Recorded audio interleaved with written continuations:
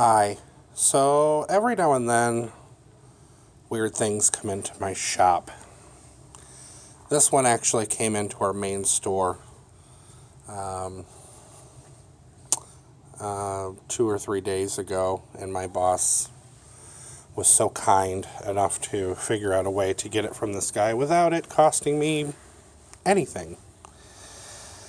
So, the story, very short, is this. This belonged to the very first Electrolux salesman in Washtenaw County.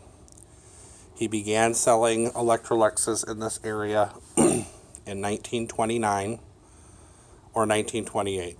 I wasn't really given a actual date. I was told it was the late 20s. And he kept this for his entire lifetime, passed it on to his son, who passed it on to his grandson. And the grandson, having zero interest in old vacuum cleaners, not to mention old Electroluxes, decided to bring it in to see if we were interested in it. My boss said, I have someone that would be interested in this. So we're going to undo some latches here, and I'm just going to kind of show you what I found. There was also another box that is destroyed, and I'll show you the contents of that in a moment, that pretty much contained other items that were along with it, but were not in this case.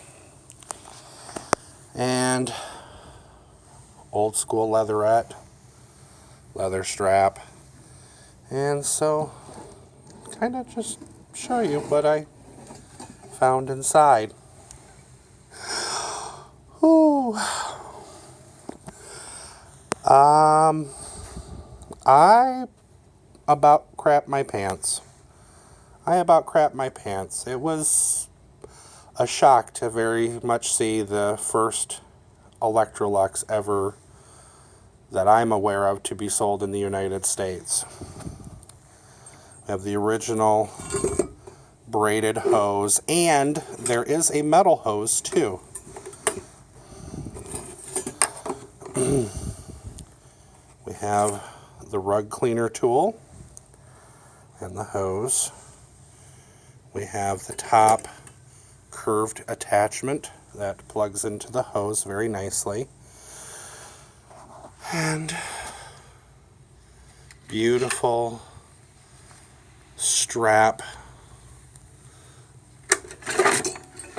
and it has the optional runners, because they're not attached to the machine. They may not have been optional. They may very well have come with the machine. I'm assuming that might have been so. Power switch. And you had a grab handle here. You could actually remove this and put attachments onto the end, like wands and attachments, and use it as an upright. Or you could simply snap on the gliders and use it as a tank type. This vacuum cleaner was absolutely revolutionary. This is really the unit that... I'm sorry, I'm still a little shocked right now. This is the machine that basically started canister vacuums in the United States. Now, this was manufactured, I'm hoping it will pull it, but world famous, it says, and oh, come on, please. Made in Sweden. There we go.